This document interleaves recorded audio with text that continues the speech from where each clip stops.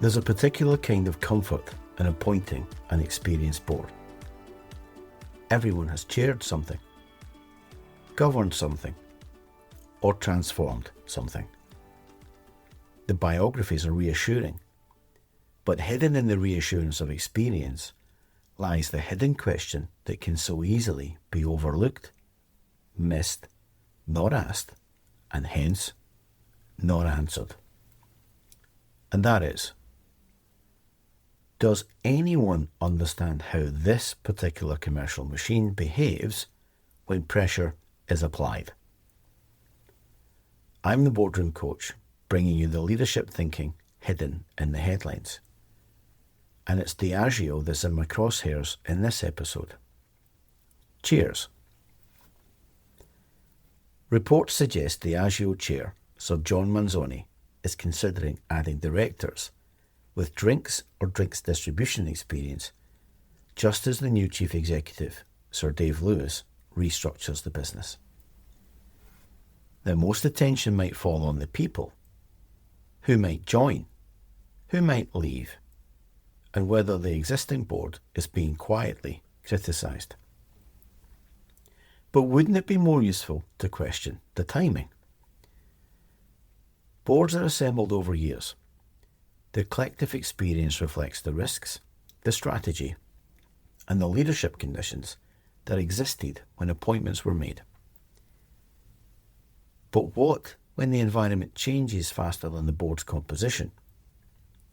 You see, a business that once needed patient oversight might suddenly need directors able to interrogate pricing, distribution, brand investment, or cost removal, all at speed. The governance structure hasn't failed necessarily in these situations, it just doesn't fit the job requirements anymore. And that creates an uncomfortable dependency on the chief executive. During a turnaround, management holds most of the information, proposes the actions, and controls much of the narrative around progress. A forceful CEO can present a coherent explanation for each decision.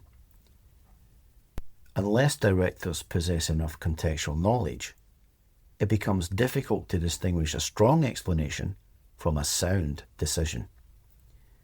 This is where leadership reputation can quietly narrow the range of challenge.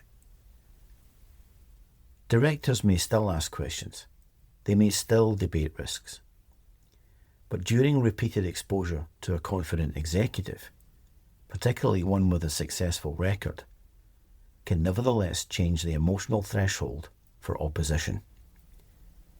This is when a challenge can begin to feel as though it requires stronger evidence than the original proposal, and when this happens, it heralds a subtle reversal of governance. The board should not need to prove that management is wrong before examining when management is sufficiently right. There's another implication. Adding sector specialists isn't enough if the board culture rewards general agreement and treats detailed challenge as interference, because expertise only improves governance when directors can use it. And why recruit that expertise if you're not going to leverage it?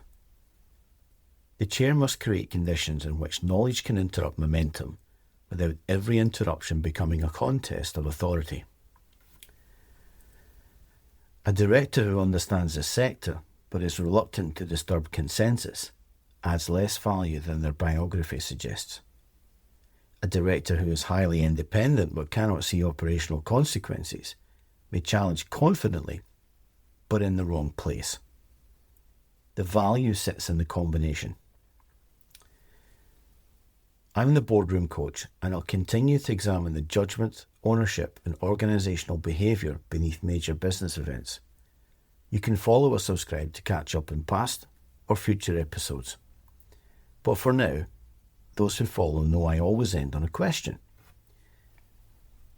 When the chief executive is the person who understands the business most deeply, who is genuinely equipped to recognise the moment that understanding has become overconfidence? When confidence rises faster than understanding, constructive dissent becomes a governance safeguard. Until next time.